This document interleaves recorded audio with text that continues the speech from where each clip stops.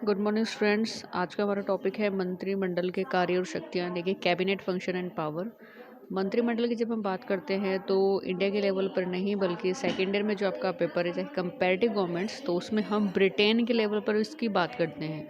तो आज जो हम यहाँ पर डिस्कस करने वाले हैं वो है ब्रिटेन के मंत्रिमंडल की, ब्रिटेन की कैबिनेट, उसके क्या फंक्शंस हैं, क्या उसकी पावर है, कितनी ज़्यादा सिमिलैरिटी आपको मतलब उसमें देखने को मिलती है। क्योंकि जब हम इंडिया के पार्लियामेंट्री सिस्टम की बात करते हैं तो उसमें बहुत सारी ऐसी चीज़ें होती हैं जो सिमिलर होती हैं, आपको बिल्कुल एक जैसी मिलेंगी।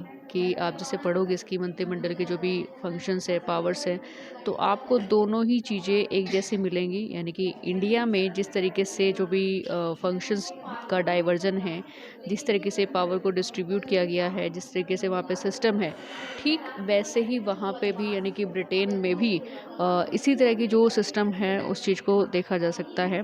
तो यहाँ पे मंत्रिमंडल के कार्यों तथा शक्तियों के आधार वैधानिक न होकर परंपरागत हैं, यानी कि ट्रेडिशनल हैं। एक सबसे बड़ा फैक्टर देखिए यही होता है, हमारे यहाँ क्या है, हमारे यहाँ परंपरागत नहीं है, हमारे यहाँ एक कि मॉडर्नाइजेशन ज़्यादा दिखता है। परंपराओं के आधार पर यहाँ पे कोई भी रूल रेगुलेशन या कोई भी ऐसा सिस्टम नहीं चलता है।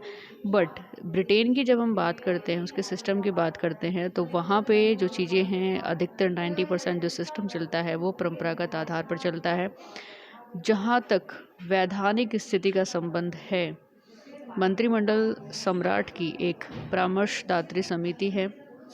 यानी कि जो मंत्रिमंडल है, जो कैबिनेट है, वो एक सम्राट की क्या है, वो एक जो सम्राट हैं उनके एडवाइजरी के रूप में काम करता है, एडवाइजरी कमेटी के रूप में वो काम करती है।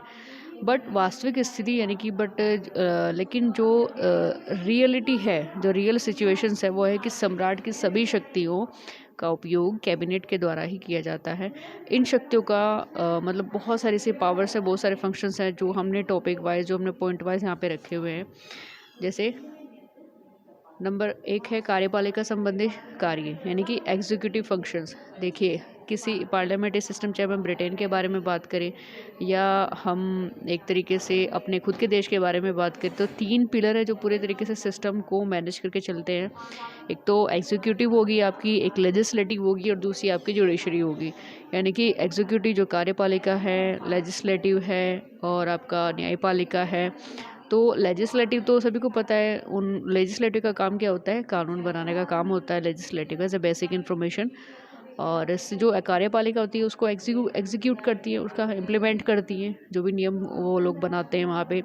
और जुडिशियल सिस्टम का काम होता है जितने भी अपराध होते हैं उनको एक तरीके से जस्टिफाई करने का, जो भी मतलब पॉलिसी, जो भी उनकी एक्टिविटी है, वो सही तरीके से उसको वहाँ पे मैनेज करके चलती है। तो कार्यपालिका संबंधी कार्य की जब हम बात करते हैं, जो एग्जीक्यूटिव फंक्शंस है जो वहाँ पे कैबिनेट काम करती है, वो कौन कौन से करती है। देखिए, सबसे पहले राष्ट्रीय नीति निर्धारित करना, नेशनल लेवल पर जो भी पॉलिसीज़ बनती हैं उनको निर्धारित करना, वो कैसे बनेंगी, उनमें कौन कौन से फंक्शंस ऐड होंगे, कैसे वो स्टेप बाय स्टेप वहाँ पे अपना वर्क कंप्लीट करेंगी, या कमेटीज़ बनेंगी, मेंबरशिप जो भी मेंबर्स होंगे वो किस आधार पर वहाँ पे काम करेंगे।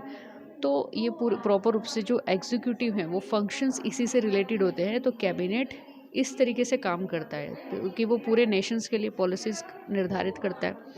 फिर दूसरा यहाँ पे एक राष्ट्रीय कार्यपालिका का सर्वोच्च नियंत्रण, कंप्लीटली रूप से जो कैबिनेट होती हैं उनके हाथों में जो पावर्स होती है, उस पावर्स के अकॉर्डिंग वो पूरे के पूरे जो कार्यपालिका है, जो एग्जीक्यूटिव है, उसको कंट्रोल करके चलती है। उस पे कम्प्लीटली वो कंट्रोल करती हैं, सही तरीके से कैसे मैनेज करना है, तो वो कैबिनेट करती है। तीसरा यहाँ पे मंत्रिमंडल का समन्वयकारी कार्य है। मतलब जो भी कैबिनेट से रिलेटेड जो भी मतलब काम होता है, उसके कैसे काम कंप्लीट होगा, इस तरीके का जो भी काम होता है वो एग्जीक्यूटिव फंक्शंस के अकॉर्डिंग होता है, कैबिनेट के द्वारा इसके एक फंक्शंस और पावर्स की समझी जा सकती है। नेक्स्ट हम बात करेंगे व्यवस्थापन संबंधी कार्य, यानी कि एडमिनिस्ट्रेटिव वर्क से रिलेटेड है, लेजिस्लेटिव से रिलेटेड है, वो कैसे काम करता है यहाँ पे इसमें। तो प्रॉपर रूप से जो मंत्रिमंडल है वो न केवल राष्ट्रीय नीति निर्धारित करता है, यानी कि उसका कोई पर्टिकुलर वर्क नहीं है कि एक ही डिपार्टमेंट का वो काम संभालता है। इसके साथ साथ वो बहुत सारे ऐसे काम करता है, जैसे वो राष्ट्रीय नीति निर्धारित तो करता ही है फर्स्ट अटैम्प्ट में, फिर उसके साथ साथ जो शासन की सर्वोच्च नीति है, जो सबसे ऊपर काम करती है, जो सुप्रीम पॉलिसीज़ बनाई जाती है किसी नेशंस के लिए, सिस्टम के लिए, और कार्यक्रम को, पूरे प्रोग्राम को वो इम्प्लीमेंट करता है, उनको एक तरीके एग्जीक्यूट करता है, और जो भी इम्पोर्टेंट जो भी लॉज होते हैं, जो भी कानून होते हैं, उनका निर्माण भी मंत्रिमंडल के द्वारा ही किया जाता है। तो कैबिनेट का ये बहुत ही इम्पोर्टेंट वर्क है, जो एडमिनिस्ट्रेटिव वर्क होता है उसका व्यवस्थापन संबंधी कार्य में।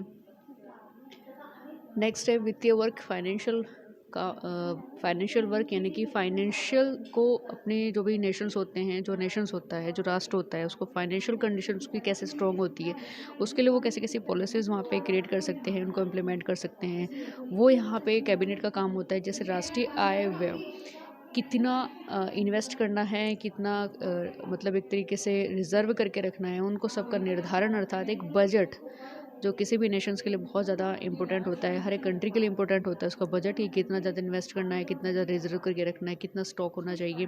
तो ऐसा निर्माण करना, उसे संसद में स्वीकृत कराना भी मंत्रिमंडल का ही महत्वपूर्ण कार्य होता है, यानी कि कैबिनेट का ही एक मेन इंपॉर्टेंट वर्क होता है कि उस बजट को कैसे पास करवाना है, कौन कौन से उसे कट निकालने हैं, यानी कि बहुत सारे कटौती प्रस्ताव होते हैं, यानी कि कटौती प्रस्ताव अपोजिशंस पार्टी रखती है, वो इन्वेस्टिगेट करती है कि कहीं ऐसा तो नहीं कि गवर्नमेंट एक्स्ट्रा में कुछ पॉलिसीज़ वगैरह ला सकती है, जो मतलब पैसा इन्वेस्ट कर हो सकता है, उसका कोई फ़ायदा नहीं, तो इस तरह की चीज़ों को वो कट कर देते हैं। तो यहाँ पे बजट को पास करने का काम भी कैबिनेट का होता है।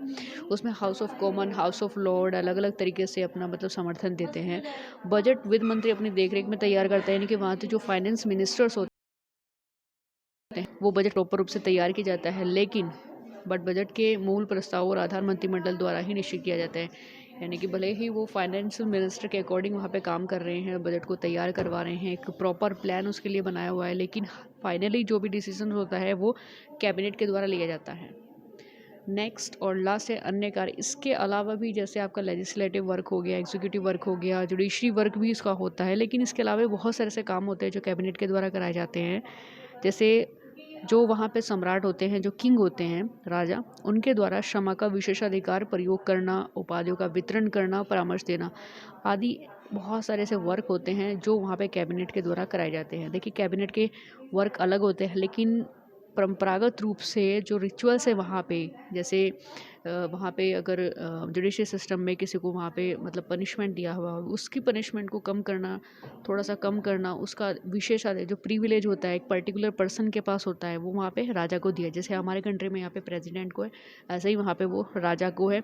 उसके साथ साथ ही बहुत सारी उपाधियाँ होती हैं, जैसे लॉर्ड की उपाधि होगी, एक तरीके से बिशप की उपाधि, जो भी मतलब जो चर्च वगैरह में होती उपाधियाँ, उनको नॉमिनेट करने का जो राइट्स होता है, प्रिविलेज होता है, वो वहाँ पे सम्राट को होता है। परामर्श देना एडवाइजरी के रूप में वो काम करता है। तो इस तरह के काम क्या होते हैं, कैबिनेट के थ्रू ये सम्राट के द्वारा कराए जाते हैं।